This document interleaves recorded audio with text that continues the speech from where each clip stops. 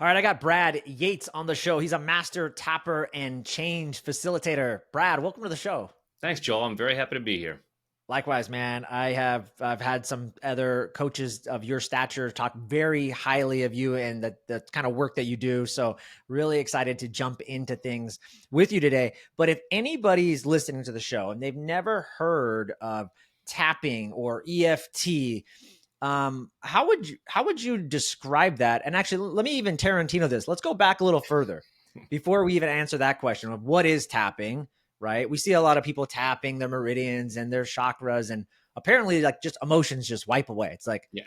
come on, right? Like that's just some woo woo stuff. But before we even go there, Brad, talk to us about how you got started in this because I always find it fascinating. I've done so many certifications and done all of these things for health coaching, life coaching. And usually, from what I found, is when people find one of these certifications or one of these modalities, whether it's breath work or EFT, and it's something that profoundly changes their life, they stop doing all the other certifications and they just do this. And I'm guessing that happened with you, but I don't know. Yeah. Well, so I actually started out as an actor and had traveled the world doing theater, went to Hollywood to become a movie star, as one does. And I met a woman, fell in love, and got married. And when our first child was on the way, I thought, I might need a backup career.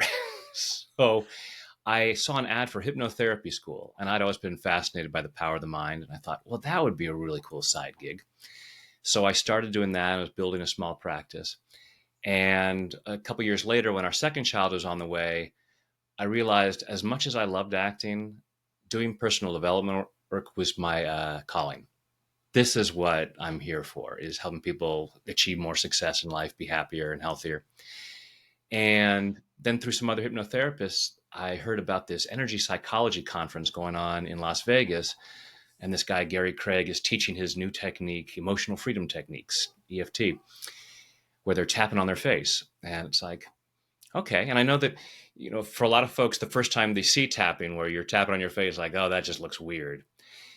During my time as an actor, one of the things I had done is I had gone to Ringling Brothers and Barnum and Bailey Clown College. So this was not the strangest thing I'd ever been asked to do.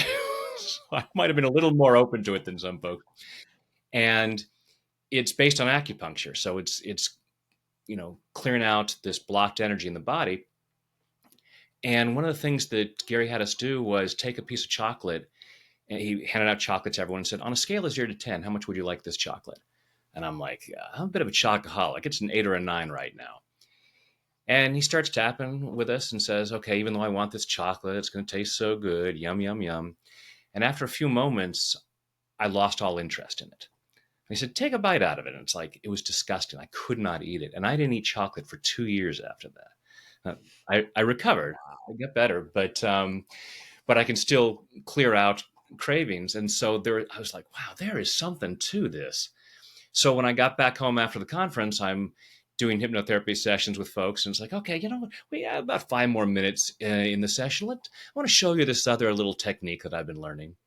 And little by little, I started doing more and more of it, and eventually they became tapping sessions. And I still do some guided imagery at the end of most of my sessions, but it became my main modality because there's the simplicity to it. It literally puts it in the client's hands. They can use it on their own, and just the format of it and the way that I can do wording with the person while they're consciously there with me, I just found very effective. Yeah, and that's amazing. So, and I haven't done too much hypnotherapy. I understand a little bit of it, right? I've done again many coaching, been around a lot of high level coaches like yourself who use these modalities. I think hypnotherapy, what attracts me so much to it, even though I've never gone down and try to get certified, is that it actually gets to the root of the subconscious mind. And if you want to like reprogram someone, like that is it. But it sounds like you does EFT or I'm sorry, does tapping do similar things in your opinion? Because it clearly you stopped doing the hypnosis because you're like, this just works better. So I'm just curious for you, like, what do you see? And I'm always about subconscious mind. We know 95% of our decision making is all subconscious mind driven, Absolutely. not the logical conscious mind that we all think we're making these decisions. That's not happening. Yeah. We all hear about the subconscious mind and our limiting beliefs. So if I can get to the root of that faster, then I'd much rather do tapping. What do you think, or what do you Yeah, see? absolutely. And I always step back from saying EFT is better because there's so many modalities, and no one way is right for everybody. It's just for me the way that I like to facilitate it. I find it in the way that I do it more effective and more. It just feels more right for me. But totally understand there are many people. It's like no, hypnotherapy is definitely going to be much more effective for me. But it does. We are still working on that unconscious thing. So the extent to which we don't have what we say we want tends to be the extent to which we're resisting it. We have unconscious resistance. So as you said, the 95% is the unconscious. So, people will put up their vision board and they'll say, oh yeah, here's the life that I want. Here's my beautiful house and my private jet. And yes, I'm manifesting that. I'm so excited about that. And that's 5 to 10% of your mind saying yes. And the other 90 to 95% is saying, oh, that's so cute when you do that. But the fact is, it's not safe or it's not right or you don't deserve that. And so we're going to stop ourselves. And if we feel something isn't safe or okay for us, we're going to stop ourselves. And what happens is we have a stress response. It's like we have an electric fence around our comfort zone. And when we get close to it, it feels uncomfortable. And if we touch it, it's very uncomfortable. But it's going on at an unconscious level. So we're not realizing it's happening, but it's this stress that's going on in the body. So tapping at its root is a stress relief technique. The tapping on these different points that have been used in acupuncture for thousands of years in Chinese medicine sends a calming signal to the brain so that when we look at making a change, it feels threatening to us. Even if our lives are crap, it's our crap.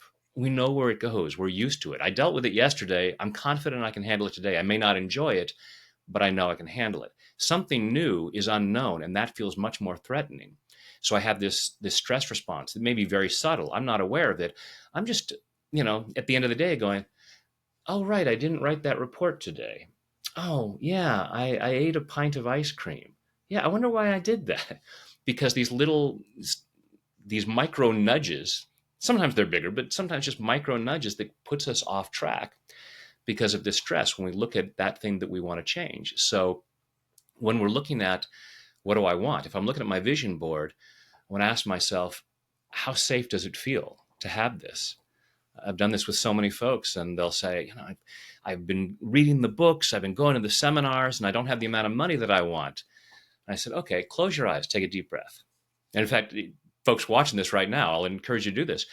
Well, you can do this with anything, but we'll play with money. So close your eyes, take a deep breath, and imagine the amount of money you'd like to have. However you see that, whether it's a different house or living in a different place or looking at your online bank statement, whatever it might be. And then following your breath through your body, just notice what's going on inside and say, it's safe for me to have this. And then rate that on a scale of 0 to 10 as to how true that feels. And your conscious mind is probably going to say, it's a 10, but check in with how you feel. Because if it was a 10, you'd already have that much money, or you'd be obviously well on your way to it. So you can open your eyes again. So first time I did this with this woman, she said, oh my God, it's only a 2 in terms of how safe it felt to have that amount of money. I said, bingo, now you know why you don't have that. If you had a young child who was invited to a birthday party and you looked at where the party was and you said, on a scale of 0 to 10, how safe is that place to send my child? If it's a 2, are you going to send your kid to that party? Correct answer is no. So we look I at it. don't know, unless you're in Hollywood, Brad, which you almost went down. Maybe then it would have been okay. But Well, yeah, thank God. Yeah, there you go. the right answer is no, guys. The right answer is no. Exactly. Living life on the edge, YOLO. Yeah. But most of us, we're not, because our prime directive is to protect ourselves. So it's like, oh, wow, I have all these beliefs about money, that it's the root of all evil and rich people are greedy.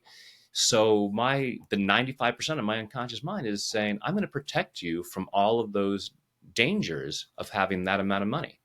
You want to know how much money you believe is safe for you? Look at your current bank statement. And then it's like, okay, there's this stress involved when you change that. So hypnotherapy is one way of getting to the unconscious roots, and tapping is another way of dealing with it, because it's in the body where it's not all in the mind. Dr. Bessel van der Kolk talks about trauma. His book is called The Body Keeps the Score. So the resistance to what we want is held in the body as well as the thoughts, but these thoughts trigger things in our body. And so we want to take it to the body and clear the stress where we're feeling it. Yeah, love that. And, to your point, I've seen other practitioners that, the emotion code, they do a lot of like emotional Bradley releases Nelson, as yeah. well. Yeah, similar but different. Brad's been on the podcast. Really Excellent. cool. He's got a lot of really cool testimonials. Yeah. And I know some practitioners and have worked on me. Amazing. I've seen some amazing results. And so again, woo woo, but I'm all about results. And if results work, then that's great. I want to dive back to this wealth point because I think that's a major sticking point for a lot of us. A lot of us go-getters, entrepreneurs, like just highly driven folks that are pushing, pushing, pushing. And anybody that knows, even you were talking about your entrepreneurial journey in the beginning, right? It's like, I got to put food on the table. Like that's scary. And I got a couple kids and like, I've got to be responsible here and I've got to show up. And you, as an entrepreneur, I was just talking to a guy just the other day. He's built and disrupted one industry. Now he's going into another one and he's starting the process all over. And he's just so surprised at how some of the results he's getting. He's like, oh yeah, I forgot the first 2 to 3 years of being an entrepreneur, they suck. And so he's been wildly successful in his other venture. So luckily he has that tough callus because he's already knows oh yeah, I've been here before. But a lot of us don't. And, you go 2 to 3 years, and you're like, when will it end? And you're doing the vision bird. I used to do that. I would wake up at 4 a.m. because I don't know, that's when melatonin is the highest. And I want to reach the cosmos and do all these things. And certain glasses I'd put on my heads to like stimulate different alpha brain waves and blah, blah, blah. Yeah. Point being, you want to break through those limiting beliefs. Like you said, it's always going to sabotage you and create resistance because somewhere deep down, you don't believe that you deserve that. If someone wanted to start like a simple practice or even just a few minutes of tapping, like what could they do in this point of wealth? What's something they could do to see immediate benefits, even with just a few minutes of tapping? Yeah. So in terms of immediate benefits, the tricky thing about EFT is when it was first discovered, the way that we use tapping on the meridian systems by Dr. Roger Callahan was with this woman who had a lifelong water phobia. And in a matter of moments, that phobia was gone and she had no issue with water. So people hear that and they think, oh, EFT, it changes everything instantaneously. So then they tap for a few minutes and their life hasn't changed completely. And they're like, well, this doesn't work. And it's like doing 3 sit-ups and going, well, I don't have a rock hard 6-pack. Obviously, sit-ups don't work. Generally, when we're tapping, we do feel more relaxed. And so we notice that, but I'm never going to say to anybody, although miraculous things happen and I get stories from people of things, but I'm not going to say, okay, we're going to tap on money and you're going to go out to the mailbox and find a check for $1 million. Can happen. Don't use that as the benchmark for whether or not EFT works. Yeah. But I have multiple videos on YouTube. I've got over 1,200 videos on YouTube on, pretty much any subject you can think of. But I have quite a few on money and looking at the different reasons why we might resist it. Going back to the idea of the extent to which you don't have what you want, including money, is the extent to which you're resisting it. And people will say, oh, no, that's BS. I'm not resisting money. I totally want it. It's like, okay, so if I were to watch you throughout the day and all of your behaviors, and I would see that you were dedicated to enhancing your career, reaching customers, you are very wise with how you save money and invest. You don't spend money foolishly. You're perfect on all of that. It'd be like, well, no, but it's not resistance. No, I'm not. Sure, I'm walking sometimes in the opposite direction of where I say I want to go, but it has nothing to do with resistance. It's like, okay, good luck with that, Sparky. Yeah. And it's not to shame ourselves. We're all doing the best we can based on our programming. So if we're sabotaging our finances, if we're sabotaging our health, our relationships, self-sabotage is simply misguided self-love.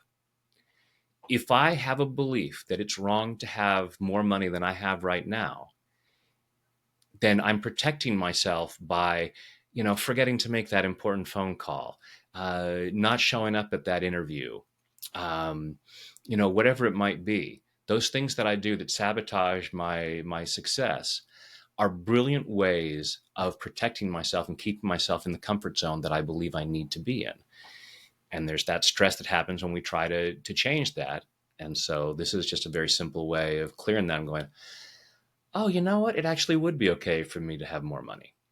So the most immediate result would be feeling more comfortable with that feeling of having money. So when we, imagine having that amount of money and saying, okay, it's safe to have this. Well, it's now from a 2 up to a 5, or might get all the way up to a 7 or 8, and eventually get to a 10 because you feel that coming in, and you gain confidence that, yeah, I may not know how to invest that much money right now, but I'll figure it out. So you actually, it sounds like you're even anchoring a mantra or a positive affirmation with the tapping and certain meridian points. Is that right, Brad? That's part of it. You certainly can. The tapping in Yeah. and of itself, just tapping silently, even if you're just tapping one point, will be calming down the nervous system. We're draining, we're clearing out cortisol. We have a growing body of scientific research, totally validating that this lower stress, we reduce cortisol in the body. There are a number of biological markers that have been demonstrated, showing that tapping is beneficial in lowering anxiety, boosting the immune system. There's all kinds of things that we see going on. So even if we're not consciously aware of it, we might say, I don't feel much of a change. But it's like, yeah, but I could run you through a machine. I could put you in an fMRI machine, and I could show you how the brain activity is changing, and your brain activity is calming down, even if you aren't consciously aware of it yet. So the tapping end of itself is going to be calming down the stress and being beneficial in all kinds of different ways. Then we can use wording to anchor that in and to keep us focused, so that if there's a particular issue that I want to focus on. So it's like if you're clean, if you have a large living room, but you spill some dirt on one part of the carpet, you could go and vacuum all around the living room, and eventually you might clean that up. Or you can say, okay, I just want to focus on this one particular area where the dirt is. So that's what the wording helps us do, is to really zero in on where do I want to get some real clearing. Yeah. Yeah. That makes total sense. When you're tapping for, let's just say, wealth, because that's something we were talking about, Mhm. does it differ from if I'm working on, hey, Brad, I'm just really stressed, I need to hit the stress meridian points, or I'm losing weight, or there's addictions? Are there different tapping points? And one of the things I'm thinking about, I just had an interview with a couple folks, and we were talking, this is really interesting. We're talking about wealth and how it's tied in to like the root chakra, right? And so if your sexual health is not good, typically you might actually see a connection with your wealth and receiving money. I thought that was really interesting. And so anyways, point being, is there certain or different meridians based on the so-called symptom? Yeah. So when Dr. Callahan first developed his process that he called thought field therapy, he would look at different issues that people were facing. So after he had this remarkable experience with clearing this woman's water phobia, and all he did was tap under the eye, which is related to the stomach meridian, which is related to fear.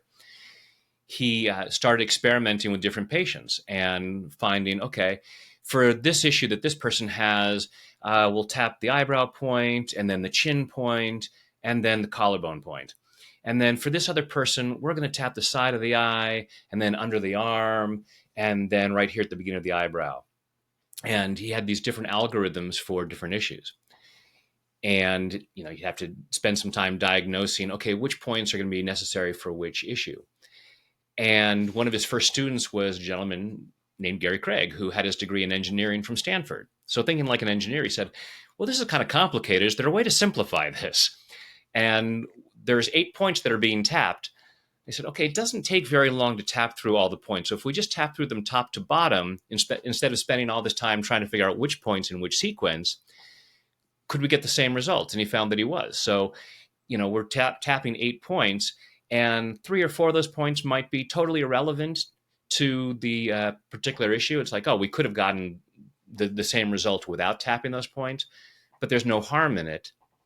And it might actually enhance it over just using a few of the points. So that's why we use EFT and That's the most popular version of tapping being used because it's just simpler to just tap through these same points and not worry about, oh, which point should I use? Although I always say to folks, if you are tapping along and you feel drawn to just staying on one point, go with that gut instinct. And each of these points is associated with a different meridian, and the meridians tend to be associated with different organs of the body, which are generally associated with different emotions. But I wouldn't get too caught up in that. You can go down a rabbit hole figuring all this stuff about acupuncture, but I would say, okay, just go with a gut feeling. You know, the side of the eye is associated with the gallbladder, which is associated with anger. But there was a time the first time I got on an airplane post 9/11. I had a panic attack. I walked to my seat and I froze. I couldn't, my body would not sit down. And I just, after a moment, it's like, oh, you could tap. And so I started tapping and I just found myself drawn to the side of the eye. It's like, okay, I'm not consciously aware of any anger. I just feel this fear, this panic about being on the airplane. And that loosened it up and calmed me down. So, there's all of the emotions are interrelated in different ways. And ultimately, it's been said there's only two emotions: there's love and there's fear. So anything that doesn't feel like love is fear. So you can tap through any uncomfortable emotion, and there's some level of fear underneath it.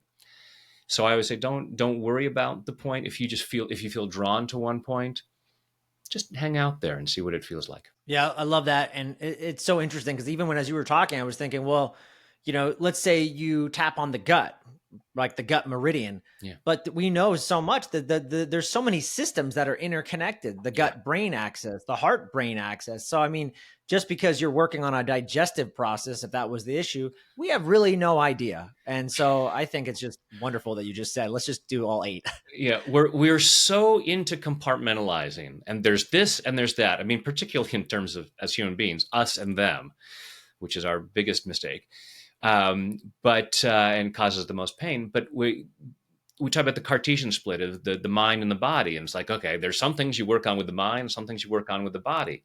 It's like, no, it's all interrelated, and it's all energy. So this idea of, well, there's this and then there's this, and never the twain shall meet, is just a fiction. So yeah, being able to cover all the bases, because and when someone will say to me, should I focus on just this one video, just this one issue for a while, I'll say, you might want to switch it up sometimes, because you might be saying, all right, my issue right now is money. I need to clear some things up with money. And I'll say, maybe tap on a relationship video, because what's blocking you in terms of money may have a lot to do with the relationships.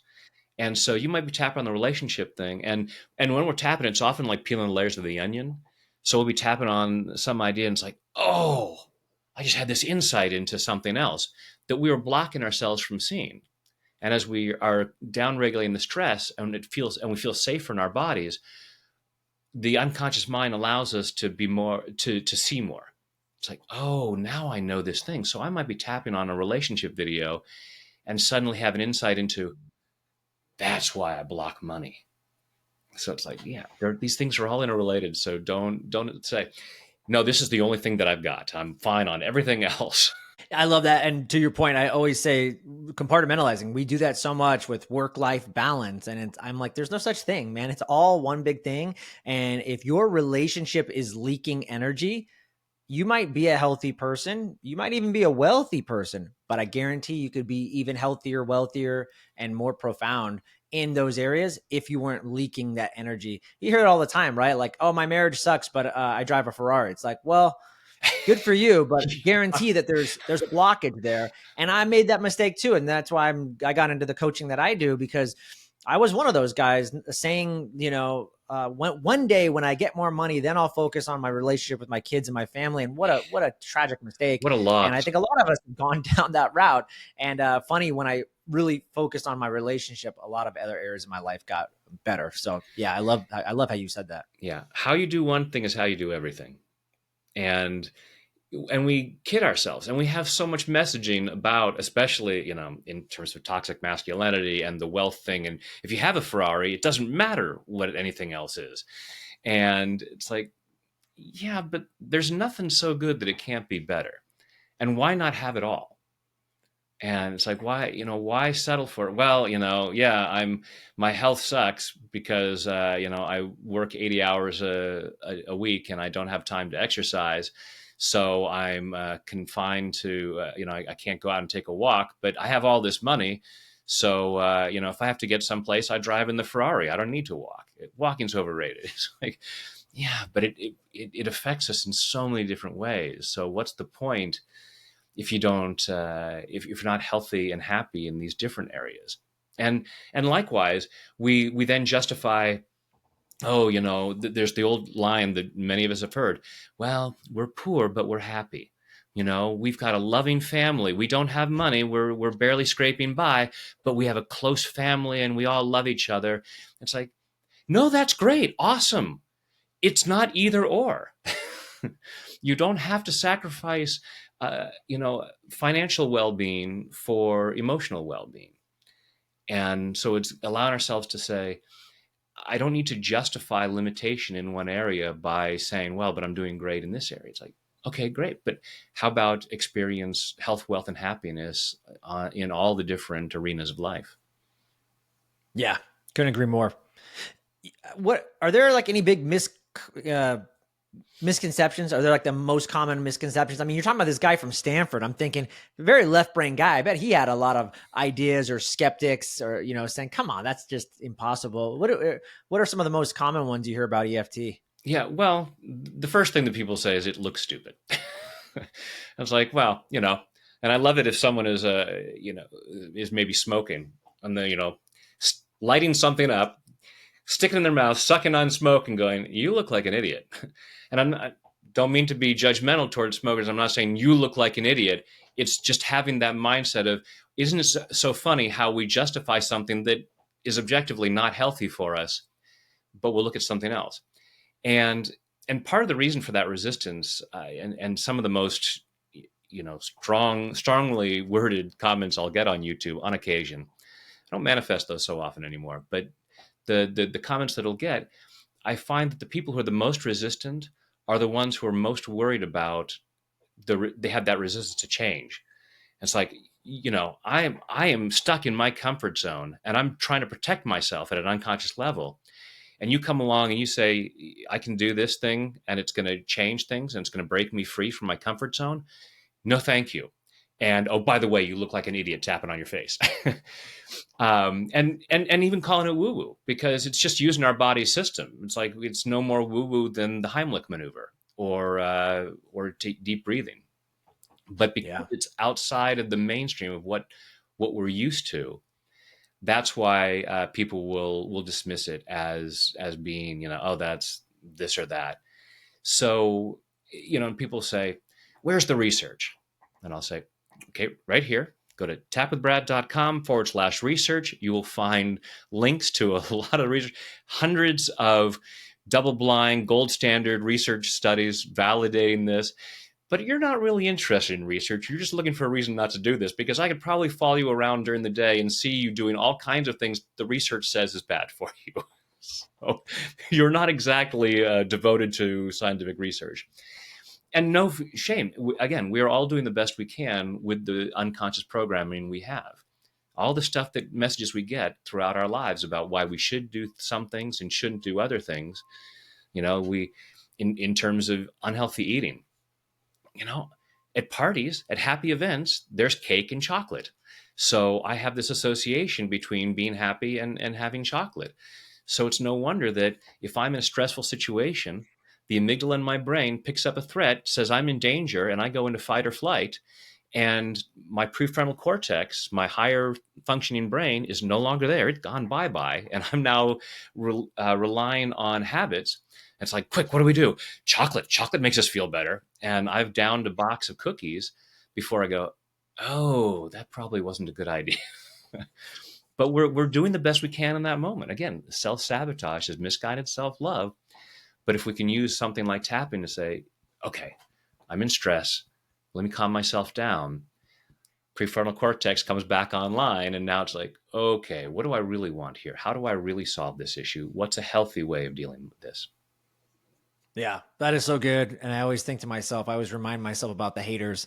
Hurt people hurt people, and I see it over and over again, and I just send them nothing but love. Actually, I took a page out of Wayne Dyer's book, and I just say, how about I send you a copy of my book for free? Yeah. And they usually decline, but I'm happy to do it because I know this is not my fight. This is their fight. So Right. This person, you, whenever you have haters, exactly, it's like, okay, that's coming from something that's hurt inside them. I cannot attack them to make them healthier or happier. It's coming from their pain. So if I'm thinking, well, I need to inflict some pain on them and teach them a lesson, it's like, yeah, they're just going to feel more hurt and they're going to need to spew even more. It's like, okay, I'm going to send you love. I may need to send it from a distance, and I got to protect myself. But whatever's causing you that pain, then by all means, I'm wishing the best for you. I hope you get better soon. yeah. We were talking about haters and skeptics. Have you had any big skeptics where they did a session with you or used some EFT and completely changed their life? Like, I'm so sorry. Thank you for changing my life. This was amazing. My favorite was I for 3 years I taught this in Sacramento Drug Court. So this is a mandated recovery program that people coming out of jail for drug offenses had to go through. And there are a number of different modalities they were taught, and I was brought in to use EFT with these folks. And this was not my usual audience. These were people with tough lives, and they're coming in, and I walk in, you know, hey, so now we're going to tap on her face. And they're like, what? And it's like, okay, this is not just further punishment. Okay, you're out of jail, but now we're going to punish you by making you tap on your face. And the ones who stuck with it, people would come up to me and go, this bleep works. It's like, yes, that's why I'm here. This is not just a punishment. So, people who like, it was so far from what they thought, but it's like, okay, it's a court mandated process. You guys have to do this in order to get your sheet signed. And they'd be finding like, wow, this is making such a change. And I get comments from people on YouTube saying, I was so resistant to this, and now I do it every day. I can't imagine not doing it. Uh, even some of the researchers, like my friend Dr. Peta Stapleton, she's a psychology professor at a university in Australia. She is one of the lead researchers on EFT and one of the biggest proponents of it. But, she said, the first time I heard about it, I'm a trained psychologist, I'm a scientist. What are you talking about? You can tap on your face. Many of the leaders, the psychologists who are leaders in the field, talk about, yeah, first time I saw it, it's like, this is nonsense. But, I have an open mind. I'm a scientist. I'm willing to experiment. And they find, for themselves and also the results they would see with other people, that's like, wow, this is definitely something to this, and then have become some of the biggest fans and proponents of this process. Yeah, and to your point, there's actually a lot of science out there. I know one of the last things I had learned about tapping is that it actually stimulates certain brainwaves, like alpha, theta brainwaves, and we know now there's a lot of good research showing alpha is that meditative state, that flow state. Theta is where you go and manifest. So, to any scientific critics out there, there's a lot of stuff out there showing that these things work, and they're actually doing something to the brain. And I think that's the most powerful, because if you can rewire and reprogram the brain, we talked about getting to the subconscious, you can hit that over and over again, and you can really reprogram the brain and see some lasting results. So I'm a huge fan. Yeah, well, that's because the stress that we're experiencing forces us into beta. So we, if we're feeling that stress response, is very hard for us to get into a meditative state. And meditation is a great tool for programming yourself to be much calmer and to think more clearly. Unless you've been practicing for a couple of decades, if something stressful happens, it may be very hard for you to go into a meditative state. This doesn't take any of that. So it allows you to go in and start calming down that stuff that takes you out of those more effective brain waves. Yeah. You mentioned addiction earlier, your own chocolate addiction. And you also mentioned like phobias and stuff like that with the woman at the pool. Where have you seen tapping and any like success stories that stand out with someone that overcame some serious addictions? Yeah. I mean, I in seeing this in drug court and working with people with smoking addiction and other addictions. And I would never say to someone, there are people out there who will say this, you're going to cure addictions with tapping. I will never tell someone that I've cured them, because I can work with someone and I may say, how much do you want this drink or the cigarette or whatever it might be, whatever their drug of choice is, donuts, whatever it might be. And if they're at a 10 and we do some tapping and get it down to it's a 0, just like I did with the chocolate, and I could not eat the chocolate, but I have eaten chocolate since then. So never to a point of hurting myself seriously, but with things like alcohol and drugs, you can. So I would never say to someone, "Oh, you're at a 0 now," and I hand them a drink, and they say, "No, I got, oh, it's disgusting. I couldn't drink it." So I would never say, "Great, you're cured of your addiction. You're no longer an alcoholic," because that person could be dead tomorrow. Because the relief they feel today might not be there tomorrow. I'm not saying it's not possible. I am open to the possibility that someone could tap away a craving and the rest of their lives never feel any compulsion to use that drug of choice or anything harmful to themselves. We just never want to rely on that. So if someone is experiencing an addiction, drugs or alcohol, something like that, I'm a big proponent of 12-step programs and having a support system so that you have people you can turn to and say, you know what, I've been feeling really good and now I'm feeling a little bit shaky. And someone who can say, yeah, I've been there. Here, let me give you some suggestions, rather than trying to do it all on our own. But tapping can be so beneficial in terms of dealing with the stress that drives that addiction, because addiction is one of those self-sabotage things that's self-love. It's a misguided act of self-love. We're in a state, something's going on, my emotions are uncomfortable. I'm using something that I have used in the past to control my emotions, to get me out of this uncomfortable place. Even if I know that tomorrow I might be waking up on the floor in massive pain, but I can't think about tomorrow right now. I can only look at the pain that's here right now. And so I'm looking at what's there. Tapping can be a very simple alternative in that moment to go, okay, I can feel a little bit more relief now and hopefully get through that difficult time without having to indulge in whatever we're craving. Yeah, I was just thinking, Brad, do you have like a ritual or a practice that you do on a regular basis when it comes to tapping? I mean, obviously, some people wake up in the morning and they do their meditation or they do some kind of mindfulness practice. Do you find it like, beneficial to do like tapping in the morning as you're looking at your goals or your mission for the quarter or the year?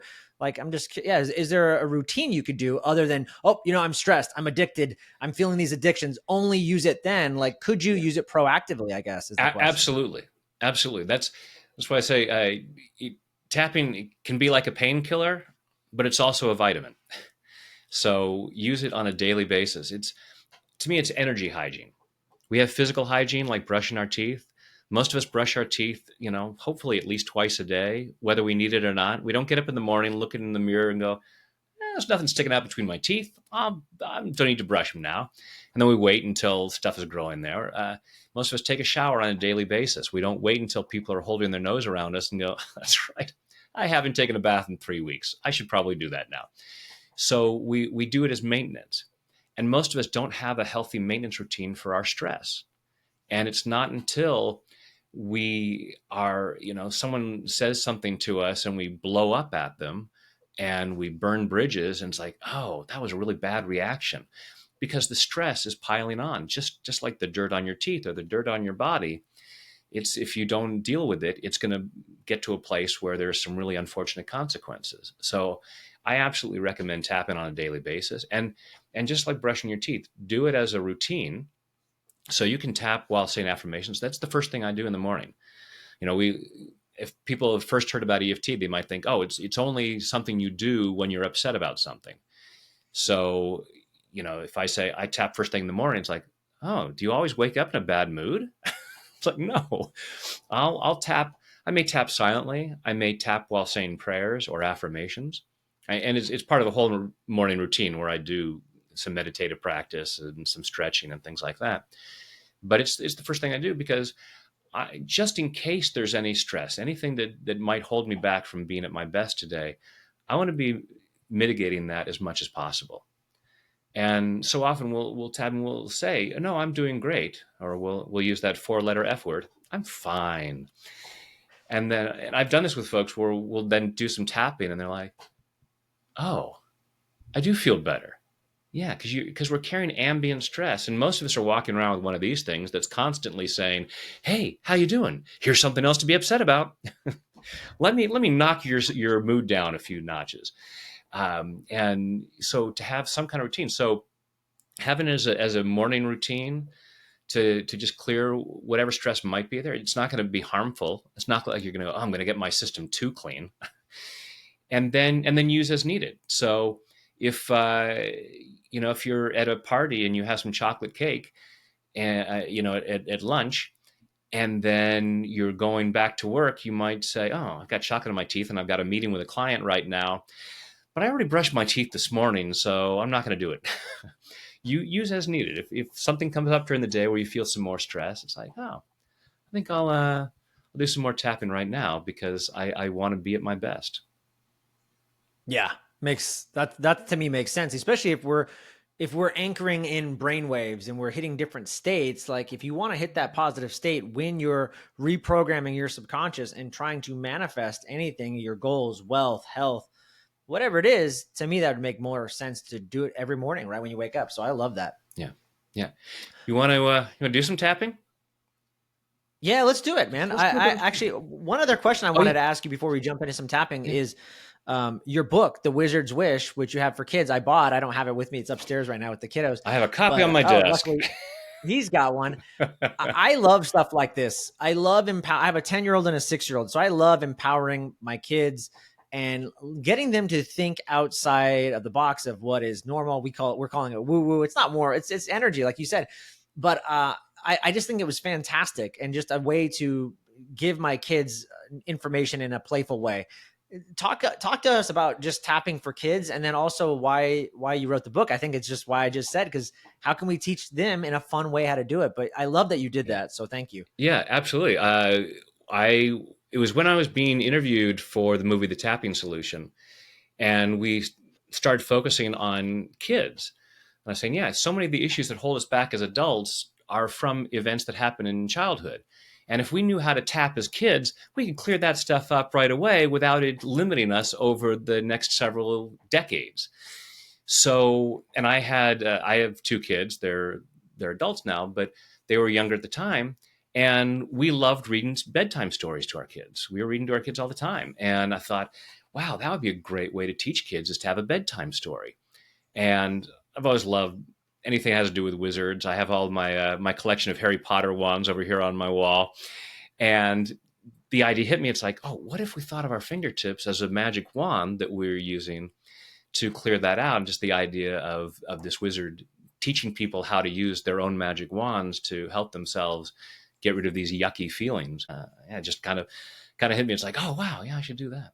And it's funny because I'm a cartoonist. I had done a lot of cartooning as a kid, and I knew that my mom would kill me if I didn't illustrate my own book. But I had all this resistance to illustrating it. I was like, no, it's going to be so hard. Interesting.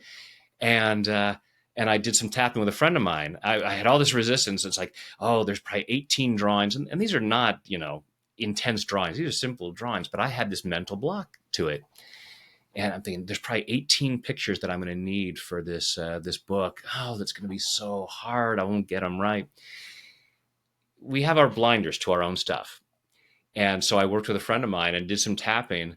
And over the next week, I cranked out 40 illustrations. I was like, yeah, I just had a block there. I just needed to release that, and had the book fully illustrated, and then and put it out there. And you can see that at thewizardswish.com. You can actually read it online. So cool. Brad, to that point, and before we jump into tapping our own tapping sesh, it's so funny that anybody's listening, you get this stuff on a deep, deep level. Like you're a master tapper, like you coach others to do it. And yet here you are needing someone to coach you through it. And I know like that's actually a great thing. Like coaches go out and see other coaches, help me see my blind spot Yeah. and help relieve that. But to your point, what I wanted to mention is that I know you have like a lot of memberships and different options for folks for them if they want to work with you, which I think is huge. Having community and being at someone to hold you accountable and do it regularly. It's the same point. You just had a friend do it for you because you knew you couldn't do it on your own. Right. Can you just share briefly just some of the, you have tons of different programs on your website if you want to just work on money or relationships or stress, but then there's also the regular reoccurring group coaching. I think it's only like $57 a month, which is just super cool that you're doing that. Yeah, that's my advanced program. So call it advanced because it's always moving forward and clearing those things that stop us from moving forward. I'm actually have an advanced class later today, so I'm excited. It's every week get together with folks on Zoom and tap through things. So yeah, that's sort of the main place where I work with folks. And then I work with other groups, a smaller mastermind, private clients, and then I do live events. I just got back from tapping with folks at a conference, and yeah, and then the YouTube videos. But and then there are the online programs like Tap into Money. So yeah, try to make it as accessible to folks at whatever level they're able to do this work. There's obviously encouraging people to tap daily, but to do it in a group and certainly in a live group, it's amazing the energy of a bunch of people tapping together and shifting things. And even when it's an online group thing, because we don't, to the point about working with someone else, we have our own blinders. Again, self-sabotage is misguided self-love. If I think that being stuck is protecting me, I'm not going to let myself know how to get out of there. Oh, this comfort zone protects you. And by the way, here's the gate right here to leave. No, we're not doing that to ourselves. But if we work with someone else who's not invested in our limitations, they can say, psst, over here, here's the gate. And we can set ourselves free. So when we get into a group situation, I may not know what's blocking me, but I come into a group and someone else says, oh, I want to tap on this issue. And I'm tapping along. It's like, this is what I needed. I couldn't let myself know that, but this is what I needed. And that's where one of the ways that group tapping is so powerful. I love it. I do group coaching as well. And I think there's so much power in the group because there's always questions someone has that you want to ask, but you're too afraid to ask. And they ask it and you're like, man, I'm so grateful for that person. Yeah. And we learn from each other. And there's just so much energy and community. And I mean, you're making it super affordable, $57, I think, a month, right? Yeah. And there's an opportunity to get, I guess, it sounds like you can get in the hot seat with you potentially. Absolutely. And do some personal tapping one-on-one. So that's really neat. Yeah. I work with, 3 to 5 people in a call, but everyone on the call gets benefit from it. In tapping, there's a thing we call borrowing benefits. So that if I'm tapping with one person, everybody else is tapping along, even if the words don't match, even if it's about a situation that no one else has. As we're tapping, we're clearing out whatever is going on inside our body. So we're getting the benefits of tapping in that moment. But our mind will also make associations and say, oh, yeah, that's not really what's going on for me, but it is kind of like this thing over here. And now I can move through that and I can get a shift on an issue that seems totally irrelevant to whatever the tapping round was on. Yeah. So good. By the way, before we jump into our session, just if people are listening, where can they go, Brad, to go check that out if they're interested in the membership and some of those things that you offer? Yeah, thanks, Joel. If you go to tapwithbrad.com, and in fact, if you go there, you'll find there's a free 5-day program. Actually, there's 2 free 5-day programs you get. One is called Tap into Your Best Self. So it's clearing those blocks to being whatever your best self is. Now, I always have pictures of Michelangelo's David around and statues. I have Davids all over the place. Because Michelangelo said, the statue is already there perfect inside the marble. I just have to remove what doesn't belong to reveal a masterpiece inside. And that's what we're doing with the tapping. So we're tapping away the shame and guilt and unworthiness and all this misinformation about ourselves to reveal the masterpiece that's inside. And then we can share that with the world. Please and thank you. And then the other program is Success Beyond Belief. So clearing out those blocks about why we couldn't or shouldn't have more success. So you can get those at tapwithbrad.com. So good. So amazing. Awesome. Let's jump into a quick tapping session, man. I'm pumped. So real quick, if you're new to tapping, what we're going to do is we're going to use the fingertips of our index and middle finger. You're going to start by tapping on the side of your hand. That's the first point while we do a setup. The next point we'll use is right at the beginning of your eyebrow. The next point is right there at the corner of your eye socket. Next point is right under the middle of your eye. Then right under your nose, just above your upper lip. Right under your lower lip, just above your chin. Now, right here where your collarbones just about come together, there's a little bit of a U shape at the base of your throat. And you can use all of your fingertips or even make a fist, tap over that area. The next point is about 4 inches below your armpit. It's right about bra strap level, and I'm sure even the guys can figure out where that is. And then the top of the head. So using all of your fingertips, just tapping around the crown of your head. So I'm going to say certain phrases. You'll just repeat them back with me, and we'll tap through this point. So first of all, close your eyes, take a deep breath. And I want you to think about, maybe rate your life on a scale of 0 to 10. 10 being, I'm the happiest, healthiest, wealthiest version of myself. And just notice where you might place yourself right now. And please do this without judgment. It's just, hey, I'm finding out where I'm at. In order to get where I want to go, I've got to know where I'm at. So just get an idea about that. And imagine what that 10 looks like. And ask yourself, why might I resist this? What about being at a 10 might feel dangerous? Would people be jealous of you? Do you feel like it'd be too hard? Couldn't handle it? And notice what shows up in your body. Notice how much resistance you might feel. It might feel like fear, it might feel like unworthiness. Notice where in your body feel it and rate it on a scale of 0 to 10 as to how strong that resistance might be. Take a deep breath, open your eyes, and just follow along. Even though I might have some resistance, Even though I might have some resistance, I choose to love and accept myself. I choose to love and accept myself. Even though I might have some resistance, Even though I might have some resistance, I choose to love and honor myself. I choose to love and honor myself. Even though I might have some resistance Even though I might have some resistance, to creating the life I dream of, creating a life I dream of, part of me says I have no resistance, part of me says I have no resistance, but I might be kidding myself. but I might be kidding myself. And even though I might have some resistance, And even though I might have some resistance, I choose to deeply and completely, I choose to deeply and commit and completely and completely. Thank you. I choose to deeply and completely love, honor, and accept myself, love, honor, and accept myself, and maybe anyone else who contributes to this resistance, and maybe anyone else that contributes to this resistance, because I choose to be that free. because I choose to be that free. All this resistance, All this resistance, all this resistance to being at a 10, all this resistance to being at a 10, all this fear of being at a 10, all this fear at being at a 10. part of me says, I'm not afraid of that. Part of me says, I'm not afraid of that. But chances are, But chances are, I'm not doing all that I could I'm not doing all that I could to get to a 10. to get to a 10. And I might be doing a lot And I might be doing a lot that actually is moving me away from that. that is actually moving me away from that. It's not that I am bad or stupid. It's not that I'm bad or stupid. It is not that I am weak or lazy. It's not that I'm weak or lazy. It's because I have some old programming It's because I have some old programming about why I couldn't or shouldn't have this.